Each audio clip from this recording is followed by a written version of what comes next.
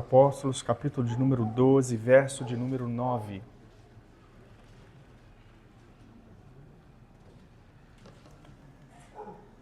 Acompanhe comigo, o texto diz assim: Então, saindo, o seguia, não sabendo que era real, que se fazia por meio do anjo.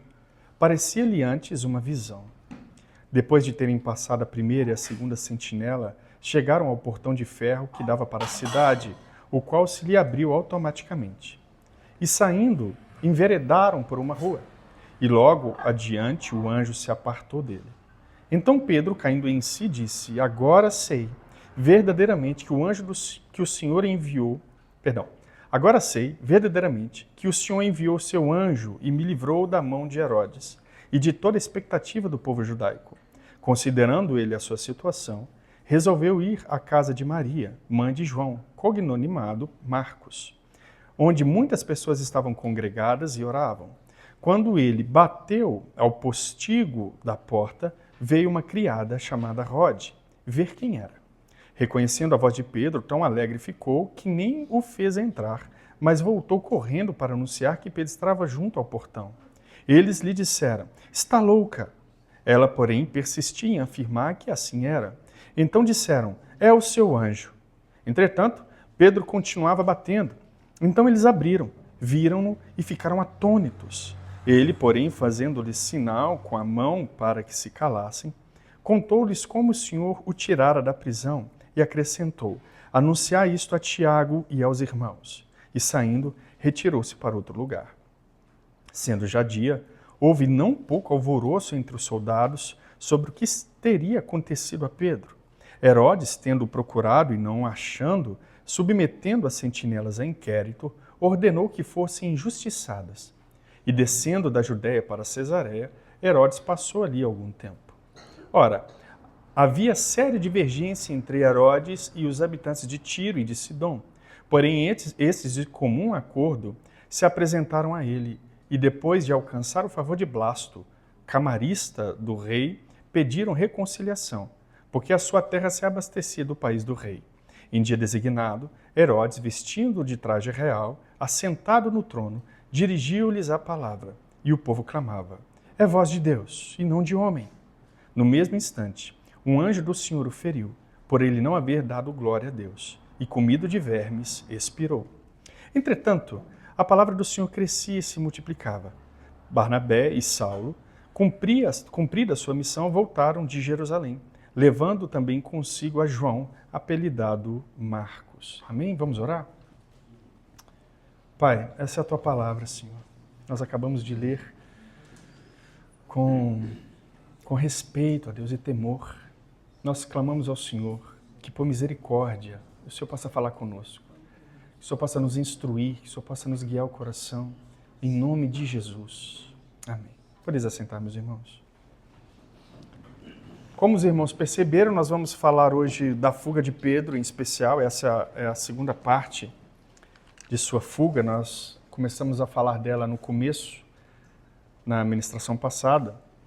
Nós vamos falar também do juízo que Herodes sofre da parte de Deus e da continuidade da pregação do Evangelho, no finalzinho do trechinho, quando Paulo e Barnabé eles voltam para Antioquia. Meus irmãos, nós sabemos que o nosso país ele vive em injustiça e impunidade. Hoje, quando nós abrimos, seja a timeline do Globo.com ou quando você liga o Jornal Nacional, você vai perceber que a maioria dos anúncios estão voltados para a área política do nosso país. Hoje nós temos um STF que é injusto, toda a população sabe e percebe as injustiças que são feitas. Inclusive nós temos um ministro lá que está lutando contra isso, tentando de alguma maneira fazer justiça, no STF. Mas nós percebemos que o nosso país ele vive uma insegurança jurídica tremenda. Nós percebemos que os nossos juízes eles são corruptos, eles vendem sentenças, já foi provada de diversas maneiras. Obviamente, eu não estou aqui generalizando. É claro que Deus poupa alguns juízes para que mantenham a justiça e a ordem nesse país, mas o seu número é muito pequeno. Nós vemos a injustiça tomando o completo controle do nosso país. Nós vemos esse pequeno traço de corrupção também dentro das nossas próprias famílias. Nós, como seres humanos pecadores e falhos, nós também cometemos certos tipos de injustiça. Por exemplo, existem pais que não corrigem os seus filhos. A gente quer que o Estado corrija. Nós queremos que o Estado prenda os bandidos, mas a gente educa os filhos a serem bandidos de determinada maneira, evitando assim a disciplina. A gente evita certos tipos de combate com os nossos filhos porque a gente acha que não vai dar em nada. Nós cometemos certo tipo de corrupção dentro da igreja também. A igreja sofre com injustiça, às vezes a liderança da igreja ela é injusta com os seus membros. Às vezes a gente fala coisas que não deveria falar, de maneira injusta, não tendo conhecimento da causa completa. Nós agimos com certa injustiça também. E às vezes nós temos a impressão de que Deus também parece estar longe da justiça. Parece que Deus tarda o seu juízo, parece que Deus não quer fazer justiça em determinados casos. Eu não sei se você já enfrentou casos de injustiça, mas parece que Deus está com os olhos vendados, os ouvidos tapados, parece que Ele não quer fazer justiça. Ou parece, pelo menos, que Ele está tardando o seu juízo de alguma maneira. Bom, nós vamos ver aqui que não. Nós vamos ver que Deus ele faz justiça, Ele dá pinceladas de sua justiça, também mostrando a justiça futura dele, é isso que nós vamos ver. O tema dessa ministração, conforme você viu aí nas redes sociais, é a justiça de Deus. E eu quero mostrar-lhes como que Deus tem feito isso, como Ele tem mostrado para o seu povo a sua justiça de determinada maneira. Bom, na segunda parte da soltura de Pedro, no verso de número 9, o texto vai dizer que, então, saindo, o seguia, não sabendo que era real. Nós temos a visão do anjo. O anjo toca em Pedro, Pedro desperta e só o Pedro vê o anjo, ele quebra as correias das mãos ali de Pedro, que tinha duas sentinelas, que ele estava preso a duas sentinelas. As sentinelas, elas não percebem o anjo ali. Então, Pedro percebe que aquela visão, entre aspas, o que era, na verdade, a realidade do que estava acontecendo, era muito fantástica. Não no sentido de ser fantasioso, mas no sentido de ser algo extremamente fora do normal, algo realmente milagroso. Ele está entendendo ou interpretando aquele ato como possivelmente uma visão. O texto vai dizer que parecia-lhe uma visão por causa dos fantásticos atos do anjo. Ele não acredita no que ele está vendo. E isso é muito comum nas Escrituras, tá, irmãos? Realmente, há certas manifestações milagrosas que o homem se depara diante delas que é difícil discernir mesmo. Por exemplo, o próprio apóstolo Paulo vai dizer, olha, eu tive um certo tipo de visão, estou parafraseando, foi ao terceiro céu, não sei se em corpo, não sei se em espírito, não sei o que aconteceu, eu só sei que eu vi, eu presenciei. Realmente há certos tipos de visões sobrenaturais, de atuações milagrosas da parte de Deus que é difícil discernir o que de fato está sendo uma visão, o que de fato está sendo a realidade do que está acontecendo. Enquanto Pedro estava tentando discernir isso, mas seguindo o anjo, no verso de número 10, passada a primeira e a segunda sentinela, as sentinelas não veem o anjo, muito menos Pedro, então se abre um portão de maneira automática, o texto vai dizer.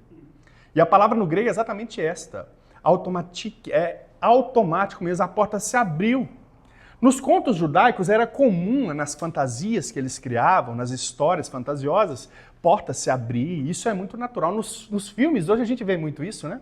Por exemplo, eu não sei se você é fã, como eu, do Harry Potter, mas o Harry Potter tinha umas paradas assim, de repente um mago com a sua varinha, engarno leviosa, o negócio flutuava, tá vendo? Eu sei, eu tô ligado nas magias, vocês acham que não? Mas eu sei as magias aí. Eu tô ligado. Os filmes, eles contam essa história, é interessante que vai começar a gerar uma criatividade em nós, e é o que aconteceu.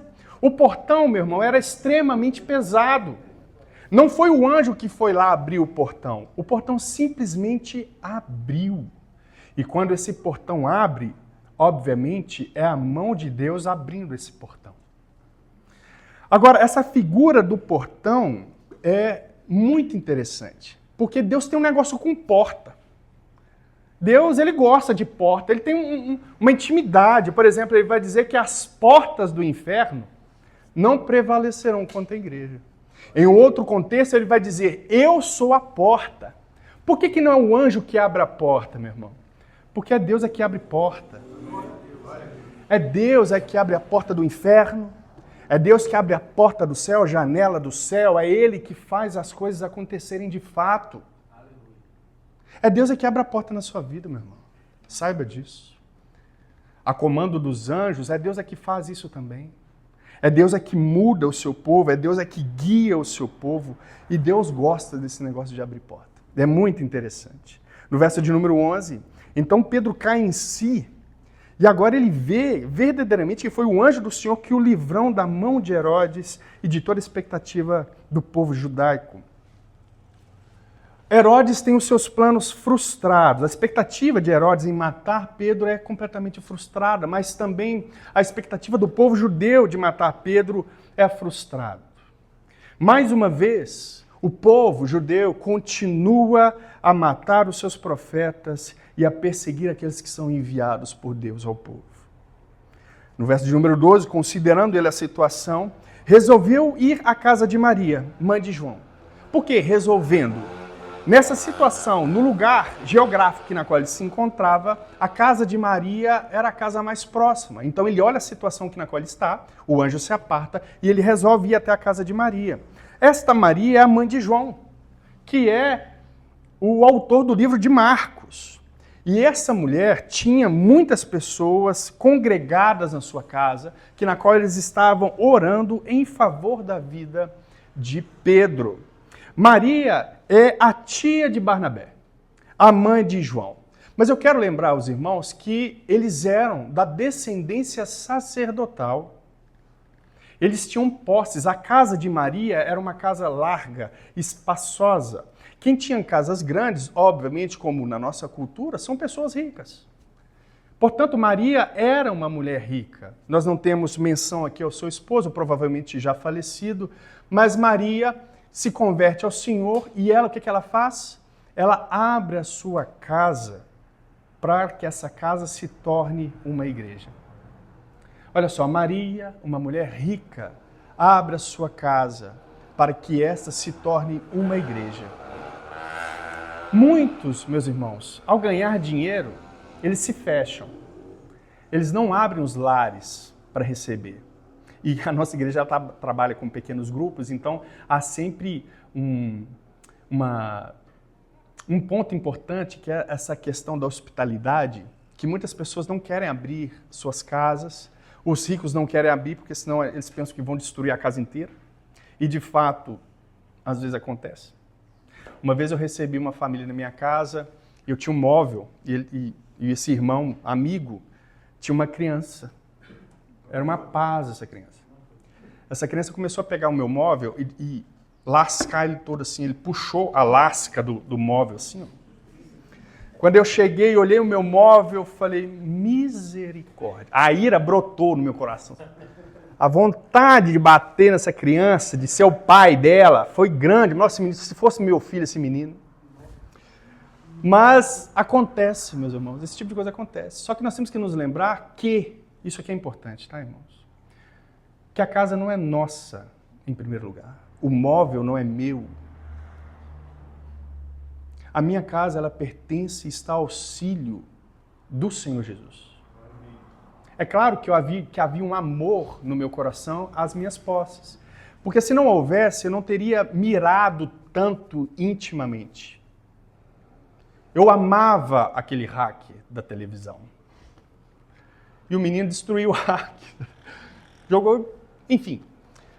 Às vezes a gente tem um amor pelas coisas que não é o caso de Maria, ao receber uma igreja e um volume muito grande de irmãos em sua casa. Não era o caso. Ela usava suas posses a serviço de Deus. E se estragou, meu irmão, glória a Deus. A gente não pode fechar o nosso coração para esse propósito. Não pode. Porque nada é nosso, em primeiro lugar. Não é. Pertence ao Senhor. E as coisas que nós temos, que na qual Deus nos concede o prazer de ter, nós a temos para a glória de seu nome. Portanto, eu vou usar o meu hack para a glória de Deus. É claro, abre aspas, né, o pai tem que ter, né, a criança não pode fazer isso. Não quer dizer que eu vou deixar a criança, né, destruir minha casa, porque tem o lado da responsabilidade. Nós temos que cuidar das coisas do Senhor, né? Principalmente quando você está na casa dos outros, meu irmão. Principalmente quando você está na casa do outro. Cuide. Ok? A igreja está congregada na casa de Maria. E ela usa suas condições para isso. No verso de número 13, quando ele bateu no postigo do portão, veio uma criada chamada Rode ver quem era. Reconhecendo a voz de Pedro, ficou tão alegre que nem o fez entrar, mas voltou correndo para anunciar que Pedro estava junto ao portão. Um postigo, meu irmão, era uma pequena porta embutida em uma porta maior da entrada principal. Pedro está nessa porta batendo, já era noite, obviamente, então ele está chamando nessa pequena porta. Você repare que os ricos, eles tinham porteiros nessa época. Não é o caso de Maria aqui. Uma jovem de dentro da casa teve que sair do lado de fora para abrir. Isso quer dizer que Maria, ela perdeu uma parte de suas posses. Nós não sabemos se é devido à escassez, ao período que eles estavam vivendo, ou pela morte do marido. Fato é que a sua riqueza havia diminuído. Então essa dama teve que ir até o lado de fora. Ela sai de dentro da casa, vai até o lado de fora porque não havia porteiro. Então ela começa a ouvir a voz de Pedro chamando. E ela fica tão alegre que ela nem abre o portão. Ela volta para anunciar que Pedro estava ali no portão. No verso de número 15, eles dizem, você está louca, o que era natural nessa cultura, mas infelizmente não para os cristãos. Porque o cristão ele já deveria ter percebido que o testemunho das mulheres agora tem valor, o que não tinha no judaísmo. Quando eles ouvem, então, que essa mulher está dizendo, olha, Pedro está batendo aí no portão, hein? Aí o que eles fazem? Eles julgam, primeiro, o caráter da mulher, o testemunho da mulher. Em segundo lugar, Pedro está preso, provavelmente já deve estar morto uma hora dessa. Como que você está falando que Pedro está batendo aí? Então eles duvidam do testemunho da mulher. Primeiro, porque é mulher. Segundo, porque o testemunho parecia ser algo meio fora do normal mesmo. Mas eles dizem, você está louca. Ela, porém, persistia em afirmar que assim era. Então eles disseram, é um anjo. O que isso quer dizer? Isso aqui é interessante, irmãos, porque na cultura judaica, eles também eles criam em mitos, em coisas fantasiosas também. Existem dois casos que são interessantes aqui.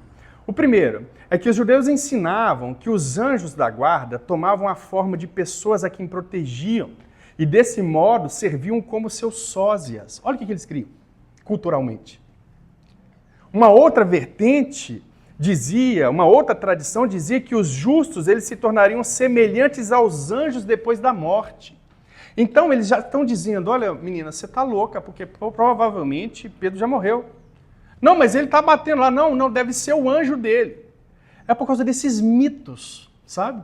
Agora, qual que é o problema de se crer em mitologias? Em coisas não verdadeiras? É que a gente abafa a verdade. O que essa mulher está dizendo? Pedro está ali. Eles estão dizendo, não, deve ser o anjo dele. É claro que nós não acreditamos nisso, na nossa cultura não permite isso, né? Mas naquela cultura, sim. Essa falsa verdade, essa mentira, melhor dizendo, impossibilitou esses homens de crer no testemunho dessa mulher também. Qual que é o nosso problema? Nosso problema é que a gente acredita em muitos mitos evangélicos que não são verdadeiros. Nós aprendemos muita coisa errônea, e aqui na classe de Teologia e Vida Cristã a gente acaba compartilhando. Nós temos um irmão aqui na igreja que participou de uma seita, então ele tem umas ideias bem malucas das coisas. Ele começa a falar assim, e é muito interessante o que ele fala, porque realmente são inverdades, são mentiras que muitas pessoas creem. E nós temos que combater essas mentiras com o quê? Com a verdade, com as escrituras. Nós não podemos viver acreditando nesses mitos evangélicos que são ensinados e pregados por aí. No verso de número 16, entretanto, Pedro continuava batendo. Então eles abriram, viram-no e ficaram atônitos. Ele, porém, fazendo-lhe sinal com a mão para que se calasse, e contou-lhes como o Senhor o tirara da prisão, e acrescentou: anunciar isso a Tiago e aos irmãos. E saindo, retirou-se para outro lugar. Meus irmãos, a casa de Maria, como ela fazia parte da linhagem sacerdotal, e a sua casa era uma casa grande, ela era uma mulher rica. Os ricos, eles ficavam na parte alta da cidade, então provavelmente a casa dessa mulher fazia divisa com outras casas de outros sacerdotes que eram inimigos da fé cristã. Então quando Pedro fala, quando as pessoas veem Pedro lá, eles ficam atônitos e começam, sei lá, a gritar, a se alegrar, a cantar, a abraçar ele em alvoroço. Então o que Pedro fala? Gente, fala baixo. Fala baixo. Aí ele começa a falar, a mostrar como ele foi liberto daquela prisão de maneira extraordinária através de um anjo. Mas ele diz um ponto interessante, ele diz, olha, anunciem isso a Tiago e aos seus irmãos. Tiago aqui é o meio-irmão de nosso Senhor Jesus Cristo. Tiago, ele ganha preeminência no meio apostólico. Ele era o possível... Ele estava numa posição tão íntima com o apostolado que provavelmente ele iria suceder Pedro nessa posição apostólica. Por isso que Pedro manda anunciar a Tiago em primeiro lugar, porque ele seria o principal líder depois da morte do mesmo, de Pedro. Então Pedro manda anuncie a Tiago que eu estou vivo. E depois anuncie os outros irmãos da liderança que o Senhor me livrou. Anuncie isso a eles. Isso é importante destacar, porque existe, meus irmãos, ou melhor dizendo, deveria existir sucessores. Porque eu vou morrer. Se eu morrer amanhã, quem me sucederá? Então nós temos uma pessoa em mente aí, mas nós vamos... brincadeiras à parte, mas é necessário haver sucessores, nós temos que formar pessoas para nos suceder. Por exemplo, eu me lembro de uma frase que o meu pai me disse, e eu não me esqueço dela. Quando eu fiz o curso de modelagem para calçados, profissão na qual eu atuo há quase 20 anos hoje, eu fiz um curso e eu não queria saber do curso. Eu queria brincar, eu tinha 16 anos, estava para fazer 17 anos. E às vezes eu faltava de curso. Meu pai chegou uma vez para mim e percebeu, ele ia lá no curso, sabe? Ele me caçava lá e eu não estava lá, eu tinha matado o curso. Aí ele chegou para mim uma vez e falou assim, filho, deixa eu te fazer uma pergunta. Se eu morrer amanhã, se eu morrer hoje, o que você vai fazer amanhã? Essa frase caiu como uma bomba no meu coração. Aí eu levei o curso a sério, fiz ele, aprendi ali o que deveria aprender. E hoje eu sustento a minha casa com essa profissão que eu quis abandonar há quase 20 anos atrás. Portanto, essa questão de sucessão ela é importante. Você que é pai, você deve ensinar o seu filho uma profissão. A sua profissão, era a profissão do meu pai na época. Você tem que ensinar. Jesus era filho de carpinteiro. O que ele aprendeu? Carpintaria. Sim, aprendeu a fazer casa, era pedreiro, tinha que fazer as coisas acontecerem. A nossa obrigação é gerar ou fazer com que as pessoas que estão ao nosso redor nos substituam no futuro. A igreja ela tem ou necessita ter os seus pastores, os seus mestres. E Deus levanta esse tipo de pessoa. E glória a Deus por isso, né? Aqui na igreja nós temos essa sucessão, nós temos irmãos que ainda estão negando isso, sabe? Às vezes a gente conversa, irmão, eu acredito que você tem essa vocação aqui, você poderia ajudar aqui. Não, pastor, eu acho que não, a minha vida está muito enrolada, eu não tenho tempo. Muitos irmãos são assim, sabe? Vocês estão entendendo, irmãos? Pois é, já falei isso para muitos irmãos aqui. Então, às vezes ainda não despertou, mas eu creio que o Senhor vai despertar, uma hora vai girar a chave e eles vão ver que tem vocação para alguns ministérios aqui na comunidade. Mas nós precisamos de sucessão, é o que nós aprendemos aqui. No verso de número 18, sendo já dia, houve não pouco alvoroço entre os soldados sobre o que teria acontecido com Pedro. Olha só para você ver. Quando o dia clareia, o que acontece com os soldados? O que aconteceu com Pedro? Eu imagino os soldados que estavam acorrentados com Pedro. Os dois. Do nada eles olham assim, cadê o homem? Isso era muito complexo e a gente entende o alvoroço no contexto histórico. Por quê, irmãos? Porque se um guarda deixasse um homem preso fugir, era ele que recebia a sentença daquele homem. Você sabe essas sentinelas, tanto as pessoas que estavam guardando Pedro acorrentados juntamente com ele, quanto as sentinelas, a primeira e a segunda sentinela que estavam guardando posteriormente, eles ficaram loucos. Por quê? Porque eles seriam mortos no lugar de Pedro. Aí o que Herodes faz? O texto vai dizer: Herodes, tendo procurado e não achando, submetendo as sentinelas em inquérito. Não, faz uma investigação aí. Tem alguém no meio dessas sentinelas aí que faz parte dessa seita e que eles soltaram Pedro. Faz investigação aí. Eles começam a investigar os soldados, então. Alguns comentaristas vão dizer que eles até sofreram de tortura. Você soltou Pedro, sim, torturou? Não, não soltei, não. Não soltou, ele estava amarrado com você, tortura? Não, não soltei, pelo amor de... Você imagina a cena. Esses homens, eles foram torturados para falarem a verdade. Só que qual que é a verdade? A verdade é que eles não sabiam mesmo, de fato, eles estavam falando a verdade. Pedro sumiu, como? Não sei. Mas ele não estava amarrado com você? Estava, mas quando eu olhei já não estava mais. Eu não entendo esse negócio. O que Herodes faz? Manda matar todos os soldados que estavam ali. Ordenou que fossem justiçados, ou seja, eles foram mortos. E descendo para Cesareia, Herodes passou ali por algum tempo. No verso de número 20, ora, havia uma séria divergência entre Herodes e os habitantes de Tiro e Sidom. Porém, eles, de comum acordo, se apresentaram a ele, depois de alcançar o favor de Blasto, camarista do rei, pediram reconciliação, porque a sua terra se abastecia do país do rei. Nós não sabemos ao certo aqui, meus irmãos, o que levou esse tipo de divergência entre o rei, entre Herodes, e os habitantes de Tiro e de Sidom. Não sabemos o que aconteceu. Fato é que eles estavam sofrendo pela falta de comida naquele território. Por quê? Porque era o país de Herodes que alavancava comercialmente Tiro e Sidom. Então, o que Herodes faz no meio dessa divergência? Ele vai boicotar aquela região. É basicamente o que os Estados Unidos estão fazendo com o Brasil hoje, tá?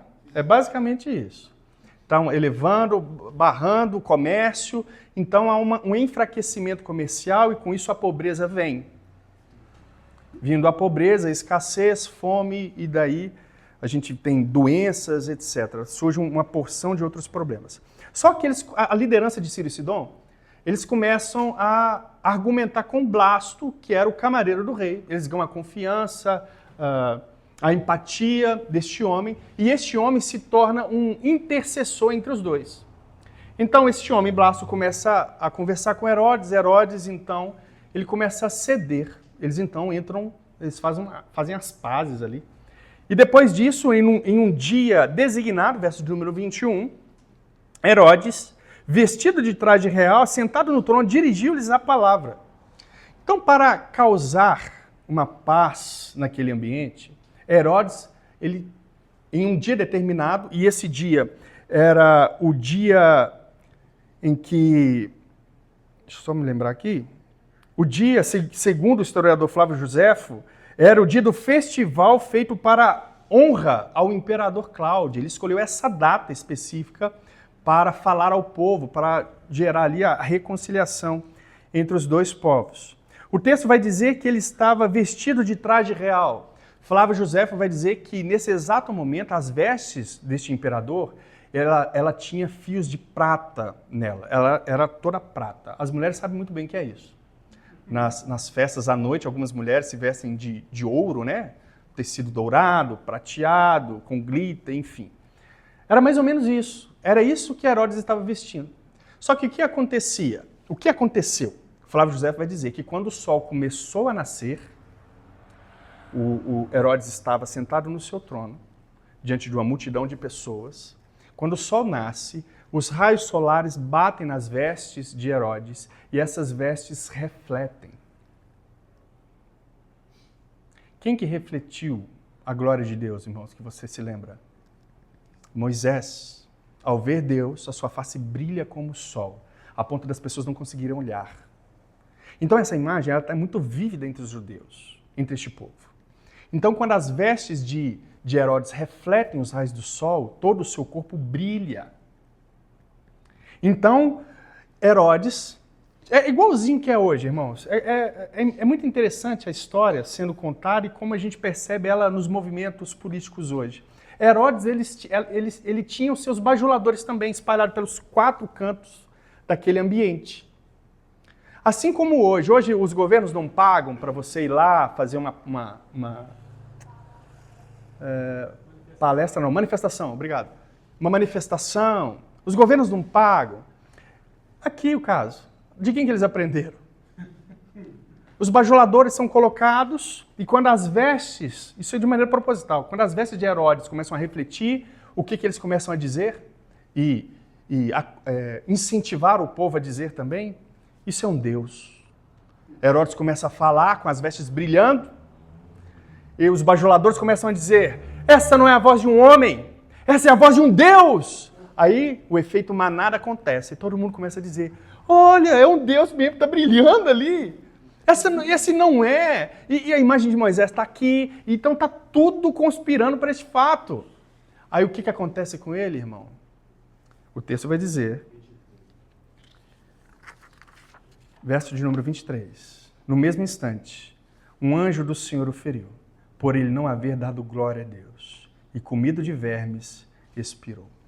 O historiador, o mesmo, Flávio Joséfo, diz que Herodes sofreu terríveis dores por 5 dias seguidos antes de morrer. Naquela época, as dores estomacais, o que acontecia, era extremamente agonizante. E as dores que Herodes sofreu foram terríveis. Ele foi, de certa maneira, torturado também. Olha que interessante. Ele manda torturar e aqui ele é torturado. Só que o problema não foi o que Herodes comeu. O mal não está no que entra na nossa boca. O mal está no que sai do nosso coração. Mas com a boca, Herodes não deu glória a Deus. E aqui nós temos um sinal do juízo de Deus. Agora eu gostaria de chamar sua atenção para esse fato aqui. Porque ele diz respeito ao tema da administração. Se você não entender isso aqui, você perdeu a pregação inteira. Herodes ele é comido de vermes. E essa figura, a figura do verme, ela é muito interessante para nós. Jesus vai dizer em Marcos, capítulo número 9, verso de número 42. E quem fizer tropeçar um desses pequeninos crentes, melhor lhe fora que se lhe pendurasse ao pescoço uma grande pedra de moinho e fosse lançado no mar. E se tua mão te fizer tropeçar, corte-a, pois é melhor entrares maneta na vida do que tendo as 2 mãos e ires para o inferno, para o fogo inextinguível. Agora atenção, onde não lhes morre o verme, nem o fogo se apaga. E se o teu pé te faz tropeçar, corta-o, é melhor entrares na vida aleijado do que tendo os 2 pés, seres lançado no inferno, onde não lhe morre o verme, nem o fogo se apaga. E se um dos teus olhos te faz tropeçar, arranca-o. É melhor entrares no reino de Deus com um só dos teus olhos, do que tendo os 2 seres lançados no inferno, onde não lhes morre o verme, nem o fogo se apaga. Sabe o que essa imagem do verme comendo Herodes significa, meu irmão? Pois é, o inferno. É isso que aconteceu com Herodes. Eu quero te dizer, meu irmão, que Deus, ele faz juízo sim. Ele entra em juízo com os perversos e maldosos. Meu irmão, isso traz conforto para o nosso coração, porque eu sei que alguns irmãos aqui, inclusive eu, nós fomos maltratados. Talvez a gente sofreu traumas, abusos sexuais, abusos físicos, às vezes nos espancaram. Mas deixa eu te falar uma coisa, meu irmão. Deus não se esqueceu disso. Deus é um justo juiz que não toma por inocente aquele que é culpado. A nossa corte é corrupta, mas o nosso Deus não. O juiz de toda a terra não aceita suborno. Ele há de retribuir com justiça todos os maus. Ele vai fazer justiça, sim. Vai fazer. Agora, há o perigo disso. O perigo que os líderes autoritários correm, oprimindo o povo, negando justiça e retendo a glória de Deus. Muitos líderes, e aqui eu vou falar num contexto eclesiástico, agem como tais homens. Acreditam que não são ou não serão, não sofrerão justiça de Deus e agem de maneira devasta. Muitos agem assim, mas o nosso Deus fará justiça. A nossa liderança religiosa, ela também é corrupta. Nós temos casos de corrupção que envolve abuso sexual na igreja. Nós temos casos que envolvem amor ao dinheiro. Abra a internet que você vai ver os escândalos e de grandes homens reconhecidos no Brasil. Só que a justiça de Deus, ela não tarda e ela também não falha. Um texto interessante, em Apocalipse, capítulo número 6, verso de número 9, o texto diz assim: quando ele abriu o quinto selo, vi debaixo do altar as almas daqueles que tinham sido mortos por causa da palavra de Deus e por causa do testemunho que sustentavam. Clamaram em grande voz, dizendo: até quando, ó soberano Senhor, santo e verdadeiro, não julgas nem vingas o nosso sangue dos que habitam sobre a terra? Perceba que aparentemente há uma impaciência aqui desses homens que foram decapitados.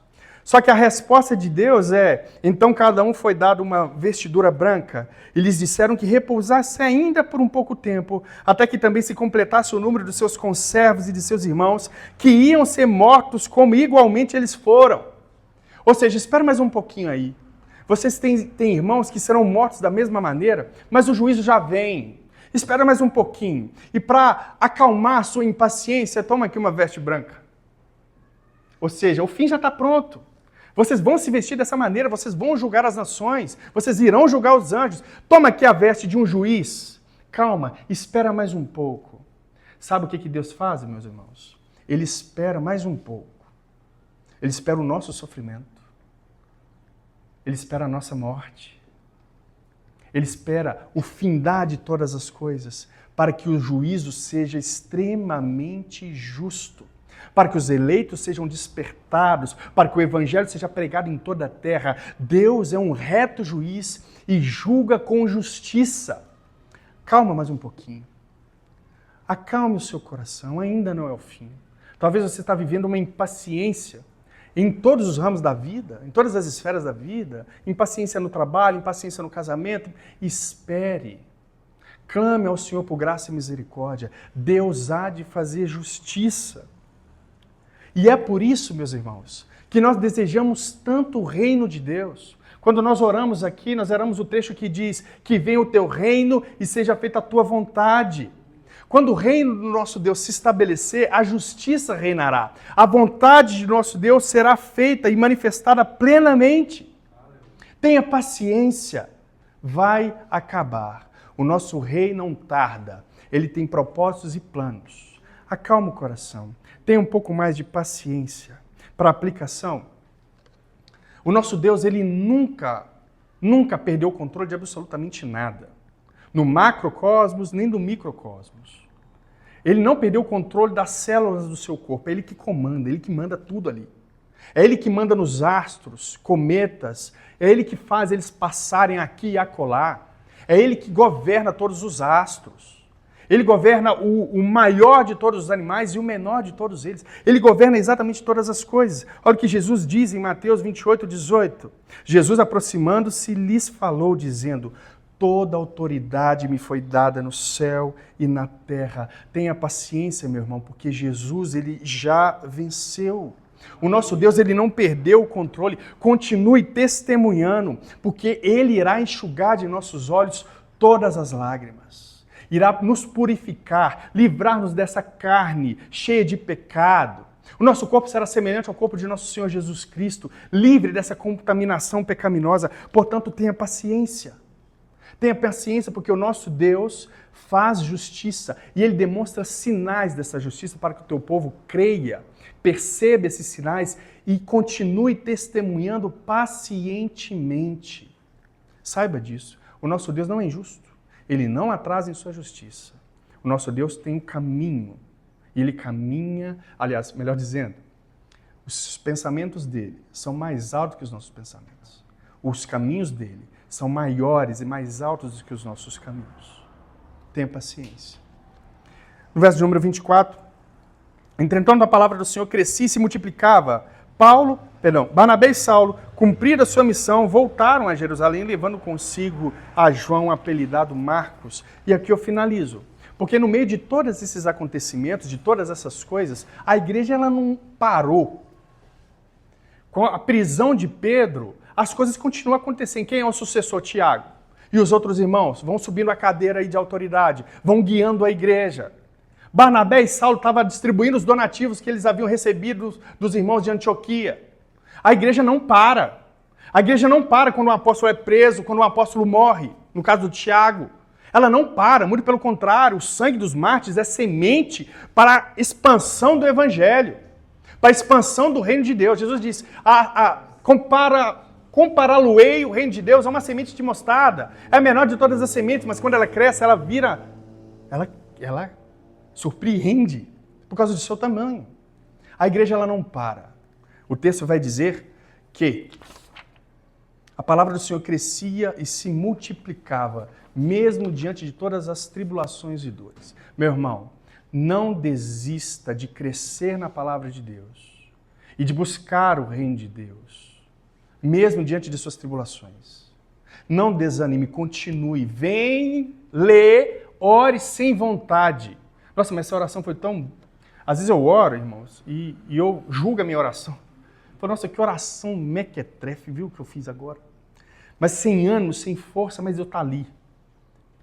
A promessa de que nós temos é que o Espírito do Senhor intercede por nós com gemidos inexprimíveis, porque nós não sabemos como falar. A promessa de que mesmo diante das dores e de palavras balbuciadas como se fosse um bebê falando, o nosso Deus intercede por nós porque Ele sonda os nossos corações e esquadrinha os nossos pensamentos. O nosso Deus intercede por nós de maneira agradável a Deus porque nós não sabemos como falar, como pedir. Graças a Deus. Sabe o que é isso, irmão? Isso é graça. É diante das orações mequetrefes que você faz.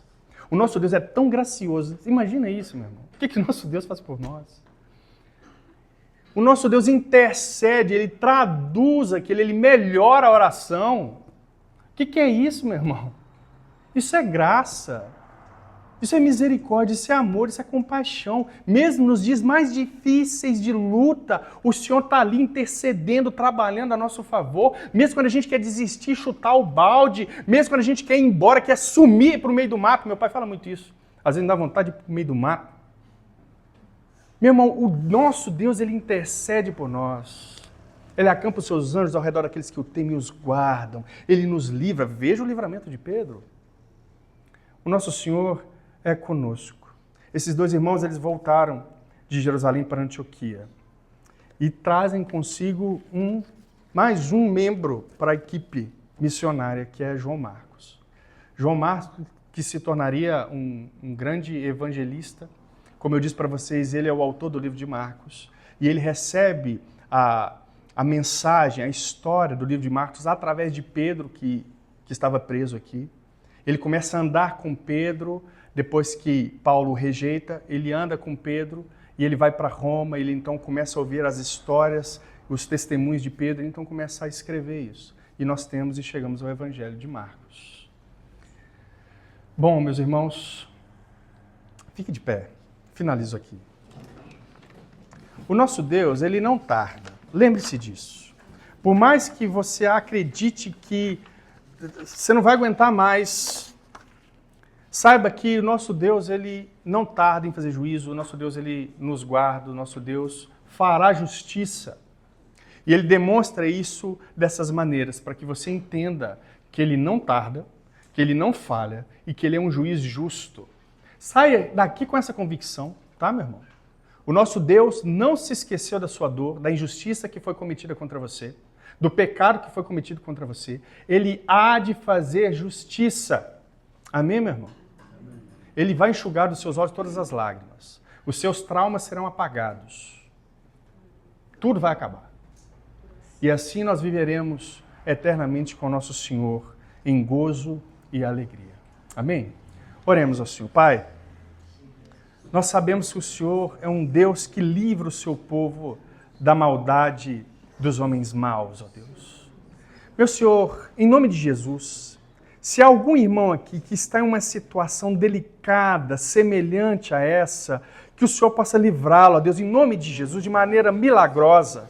Em nome de Jesus Cristo, envie o teu santo anjo, ó Deus, para os guiar, para os libertar, seja de qual cativeiro for, cativeiro psicológico, cativeiro, ó Deus, emocional, seja qual cativeiro essa pessoa, esse irmão está envolvido, que o Senhor possa libertá-lo em nome de Jesus.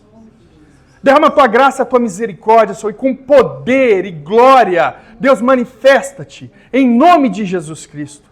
Nós sabemos que o Senhor pode, nós cremos que o Senhor pode e faz essas coisas ainda hoje. Portanto, faça isso, ó Deus, em nome de Jesus. Livre os nossos irmãos, livra-nos desses tantos cativeiros que nos cercam, que nos aprisionam, em nome de Jesus Cristo. Nos faça crer, ó Deus, e confiar pacientemente na tua justiça. Justiça essa que é, ó Deus, de vez em quando mostrada ao homem para que ele creia e se arrependa dos seus pecados e suas injustiças e se arrependa e volte ao Senhor. O Senhor demonstra a sua justiça de maneira sobrenatural, assim como o Senhor fez com Herodes. Meu Pai querido, que nós venhamos a temê-lo, que os homens maus possam temê-lo, temer a tua justiça, em nome de Jesus, e que o Senhor possa, Deus, apaziguar o nosso coração, ansioso pela tua justiça, Deus. Nos traz calma, nos traz paz, nos dê paciência, Deus, para esperar a tua justiça. O Senhor disse, minha é a ira, minha é a vingança. A vingança pertence ao Senhor. Não nos deixe, ó Deus, ser instrumentos de vingança pecaminoso, mas que o Senhor, justo juiz, reto juiz, possa se vingar por nós. Nós damos lugar à ira, Deus, porque a justiça pertence ao Senhor.